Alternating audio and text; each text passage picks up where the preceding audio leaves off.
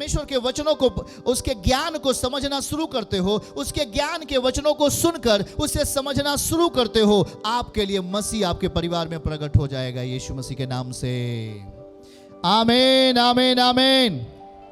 बोलिए, मसीह मेरे लिए प्रकट होगा, मैं उसके वचनों को सुनूंगा, मैं उसके ज्ञान को जान लूंगा। इसलिए प्रियजनों, महत्वपूर्ण है मसीहत में उसके ज्ञान को जानना, उसके वचनों को सुनकर उसके ज्ञान को जानना। और जब उसके ज्ञान को जान लेते हैं, हमारे अंदर समझ आती है। जब समझ आ जाती है तो हम उसके प्रति समर्पित हो जाएं। जैसे गिनती अध्याय 24 के 16 में हमने पढ़ा भी कि जो वचन को सुनने वाला है और जो वचन को अपने जीवन में लेके आने वाला है, उसके ज्ञान को, और अपने आप को समर्पित करें। और जब हम अपने आप को समर्पित कर देते हैं तो वो हमारे लिए प्रकट हो जाएगा। आमीन बोलें। पर सावधान रहें इस संसार के उन ज्ञानहीन लोगों से जो परमेश्वर के वचनों को तो जानते हैं, पर उसके जो सुगंध है, जो ज्ञान की सुगंध है, वो अपने अंदर नहीं रखते। अगर जो परमेश्वर की सुगंध है अगर इंसान अपने अंदर नहीं रखेगा, तो मसीह ने अभी हमसे कहा कि तू ज्ञान की सुगंध को लेके जा और बता। पर अगर हमारे अंदर केवल शब्द ज्ञान रहे, मतलब केवल अक्षरों का ज्ञान रहे, पर हमारे अंदर मसीह की समझ नहीं रहे, मतलब ये कि ना तो मैं वचन को सुनता हूं, ना तो मैं वचन को ज्ञान रखता हूं, और ना मैं उसके लिए समर्पित हूं, अर्थात इसका मतलब मैं मसीह के स्वभाव में नहीं हूं। तो क्या बताइए, आप जब मसीह के स्वभाव में नहीं होंगे तो क्या आपके लिए जीवन प्रकट होगा? कदापि नहीं। और जब आपके लिए जीवन प्रकट नहीं हो रहा है तो आप सुगंधित कैसे बनेंगे?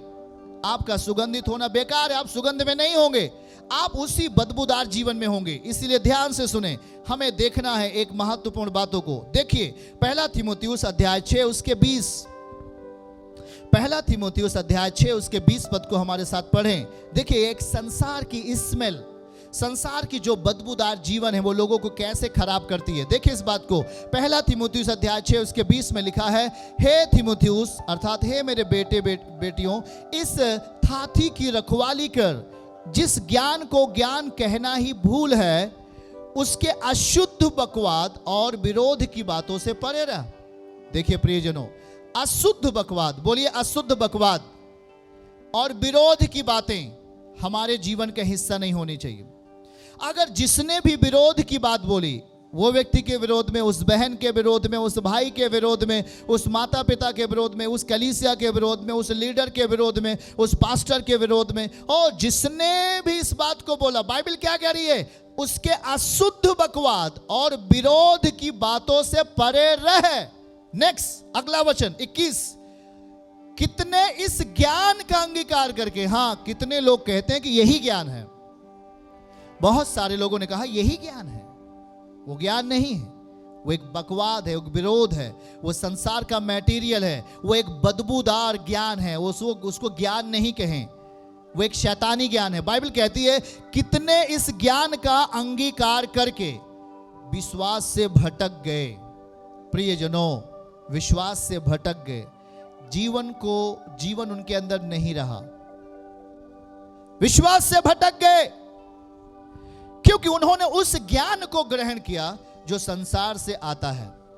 संसार का ज्ञान विरोध को पैदा करता है। बोलिए, संसार का ज्ञान विरोध को पैदा करता है। सब लोग बोलते जाओ, विरोध को पैदा करता है, अशुद्धता को लेके आता है।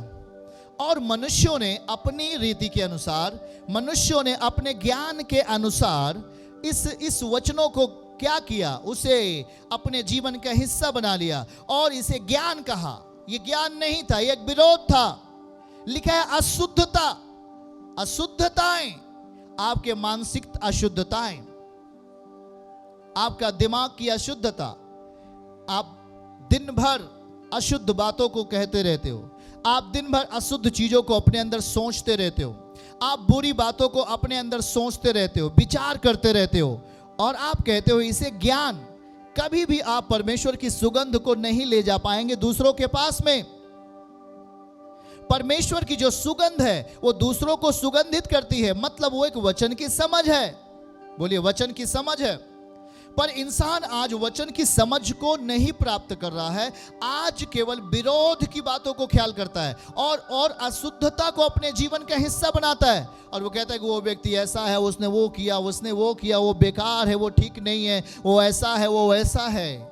मतलब दूसरों को नीचा दिखाना, दूसरों के जीवन की गलतियों को प्रचार करना। मसीह ने कहा मेरा प्रचार कर, पर आज लोग अशुद्धता का प्रचार करते हैं। आज लोग घमंड का प्रचार करते हैं, ईर्ष्या का प्रचार करते हैं। बाइबल कहती है इस ज्ञान का अंगीकार करके कितने लोग विश्वास से भटक गए। देखिए, जब आप गलत चीजों को अपने अंदर लेंगे, जब आप गलत बातों को अपना हिस्सा बनाएंगे, तो आपके अंदर विश्वास नहीं बढ़ेगा। इतना हमेशा ख्याल रखें। जब आप गलत चीजों का अपना हिस्सा बनाते हैं तो गलत चीजें आपके अंदर बढ़ती हैं। वो एक विश्वास का हिस्सा नहीं है, वो एक संसार का हिस्सा है, वो एक संसार का स्वभाव है। वो आपकी बीमारियों को दूर नहीं करने वाला, वो आपकी समस्याओं को दूर नहीं करने वाला। वो अशुद्ध बकवाद आपकी बीमारियों को दूर नहीं करेगा। वो अशुद्धता की सोच आपकी बीमारियों का हल नहीं करेगा। वो घमंड की बातें आपको बीमारियों का हल नहीं है। वो कठोरता की बातें, वो विपरीत बातें, वो विरोध की बातें आपके प्रमोशन का संकेत नहीं है। और कहता है ये अगर आपने इसे ज्ञान समझ लिया है तो ये आपके जिंदगी को बदबूदार बना देगा। सावधान, परमेश्वर आज जिन चीजों में प्रकट होने के लिए कह रहा है वो चीजें कौन सी हैं? परमेश्वर कहां प्रकट होगा, किन परिस्थितियों में हमारे घर में प्रकट होगा? जल्दी से पढ़ाओ उन्हें 24 और उसका 16, गिनती अध्याय 24 पहला जो हमने पढ़ा। वो हमारे लिए, हम चाहते हैं कि मसीह हमारे लिए प्रकट हो, पर हमें सही चीजों को मनन करना पड़ेगा, सही चीजें सीखना पड़ेगा। देखो, ईश्वर का सुनने वाला, आप सुन क्या रहे हैं? आप संसार की बातों को सुन रहे हैं। उसकी बुराई उसकी भलाई कहना, उसकी बुराई उसकी तानातनी, उसकी ईर्ष्या उसका जलन, उसका घमंड उसका जेलसी, तमाम हम बुरी चीजों को अपने घरों में जगह देते हैं। हम अपने सोच और विचारों में बुरी चीजों का स्थान देते हैं। पर यहां बाइबल क्या कह रही है? मसीह आपके जीवन में कैसे प्रकट होगा? कैसे प्रकट होगा? वो हमारे जीवन में कैसे प्रकट होगा? हम ज्ञान को, अपने अंदर ज्ञान की सुगंध को कैसे फैला सकते हैं? वो लिखा, तू मेरा वचन सुन और मेरा ज्ञान रख और मेरे सामने दंडवत हो जा, तब तू मुझे खुली आंखों से देखेगा, अर्थात मसीह को जान पाएगा। तब हम मसीह को जान सकते हैं। पर हमने क्या किया? हमने अशुद्ध बकवादों को अपने जीवन में रखा। हमने संसार की गलत नीतियों को अपना हिस्सा बना लिया और हमने कहा कि वो व्यक्ति अच्छा नहीं, वो व्यक्ति बुरा है, वो व्यक्ति ऐसा है, वैसा है। हमने उसके विषय में बुरा बोला, हमने उसके विषय में सही नहीं बोला और हमने कहा कि हम अब उसे खराब कर देंगे, अब उसे बर्बाद कर देंगे, अब उसे तोड़ देंगे, अब उसे नीचे लेके जाएंगे। आपने उसके बारे में बुरा सोचा, आपने उसके बारे में बुरा बोला। आप संसार की चीजों को अपने अंदर ले रहे हो।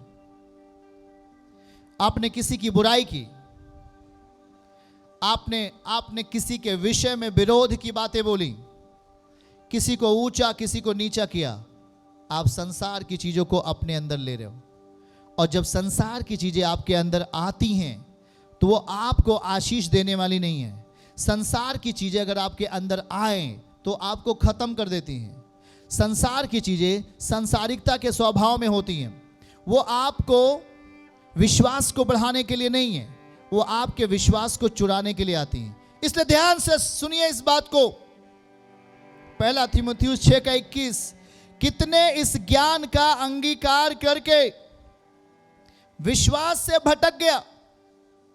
कितने इस ज्ञान का अंगीकार करके विश्वास से भटक गया, मतलब विश्वास को खो दिया। अब उनके अंदर विश्वास नहीं रहा। क्यों? क्योंकि उन्होंने गलत चीजों को अपने अंदर लिया, गलत चीजों को। देखिए, मैं आपको बताता हूं, मसीहत एक आत्मिक जिंदगी है। अगर आप यीशु को जानते हैं और उसे समझते हैं तो वो एक आत्मिक जिंदगी है। बोलो, आत्मिक जिंदगी है। और इस आत्मिक जिंदगी में यदि संसार की जिंदगी को अगर आप लाएंगे तो वो आपके जीवन को खराब करेगा। ध्यान से सुनिए, वो आपको खत्म करेगा। और पढ़ेंगे कुलूसियों अध्याय 3 उसके 10 पद को नोट करिए। कुलूसियों अध्याय 3 उसका 10। और बाइबल यहां पर क्या समझा रहा है आपके लिए, हमारे साथ पढ़ें। हाँ, कुलूसियों अध्याय 3 और उसके 10 पद को अगर हमारे साथ पढ़ें, नए मनुष्यत्व को पहन लिया है। बाइबल कहती है नए मनुष्यत्व को, हमारे साथ बोलो, नए आदमी को, नए आदमी को, नए आत्मिक व्यक्ति को मैंने पहन लिया है, जो परमेश्वर के स्वरूप में और उसके ज्ञान के अनुसार है। बोलिए, जो परमेश्वर के स्वरूप में और परमेश्वर के ज्ञान के अनुसार है, पहन लिया है। तब बाइबल कहती है तुम नए बनते जाओगे। इसको सही से पढ़ें अगर, तो नए मनुष्यत्व को पहन लिया है अपने सृजनहार के स्वरूप के अनुसार, ज्ञान प्राप्त करने के लिए नया बनता जाता है। अब आप यीशु मसीह के साथ कैसे आए, क्या करने के लिए आए? पुराने हो तो पुराने ही रहने के लिए नहीं, बोलो नया बनने के लिए आए। आपकी सोच नया हो, आपकी विचारधाराएं नहीं हो, आपके स्वभाव में अब मसीह का स्वभाव हो और आप परमेश्वर के उपस्थिति में उसके सृजनहार में आगे बढ़ो। बाइबल क्या कहती है? नए मनुष्यत्व को पहन लो। मतलब हमारे लिए एक नया मनुष्यत्व दिया जाता है, एक नया आत्मिक मनुष्य दिया जाता है जो कपड़े की नहीं पहना जाए। आमीन कहो। हाथों को उठा के बोलो, एक पहनने वाला आत्मिक व्यक्ति जिसे हम पहन सकते हैं, वो एक मनुष्य है, वचन के रूप में है, उसे हम पहन लें। आमीन बोलो। जब हम वचनों को सीख रहे हैं, जब हम वचनों को समझ रहे होते हैं, तब हम उस आत्मिक व्यक्ति को जिसका नाम मसीह है, जिसका नाम यीशु मसीह है, हम पहनने लगते हैं। और हम जब पहनने लगते हैं तो पहनने के साथ साथ हमारे मन मस्तिष्क का बदलाव होता है। हमारा मन और मस्तिष्क भी बुराइयों से हटकर, घमंड से हटकर, व्यभिचार से हटकर एक मसीह के स्वभाव में, एक सरलतम स्वभाव में, परमेश्वर की पवित्रताई के स्वभाव में, परमेश्वर के भय के स्वभाव में हम बदलने लगते हैं। और तब बाइबल कहती है वही ज्ञान है और वही स्वरूप है हमारे जीवन को नए होने के लिए। कहिए आमीन। चर्च की सभी प्रार्थनाओं को और परमेश्वर के दास के द्वारा टीचिंग सुनने के लिए और अपडेट्स को जानने के लिए हमारे इस चैनल को सब्सक्राइब करें और साथ में बेल आइकन को दबाएं, ताकि जब भी लाइव प्रार्थना हो तो सबसे पहले आप देख सकें।